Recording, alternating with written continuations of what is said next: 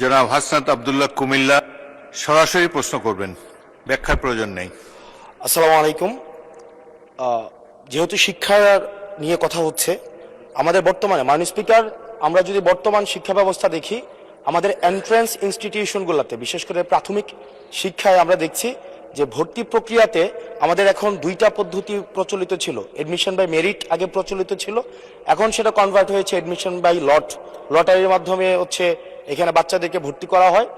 ফলত যেটা হয়েছে, ফিডার ইনস্টিটিউশনগুলোর শিক্ষার মান অনেক কমে গিয়েছে, যার ফলে টার্সিয়ারি এডুকেশনে আমরা হচ্ছে কোয়ালিটি সম্পন্ন ছাত্র আমরা হচ্ছে বিশ্ববিদ্যালয়গুলোতে আমরা পাঠাতে পারি না। এখন মাননীয় মন্ত্রী মহোদয়ের কাছে আমার প্রশ্ন থাকবে, এই যে প্রাইমারি স্কুলে বাচ্চাদেরকে ভর্তি করানোর ক্ষেত্রে আমরা কি ভর্তি প্রক্রিয়াটা আমরা পরিবর্তন করব কিনা, নাকি এই যে এডমিশন বাই লটারির মাধ্যমে আমরা নিব এবং মেরিটকে আমরা হচ্ছে সবসময় হচ্ছে দমায় রাখবো, নাম্বার ওয়ান।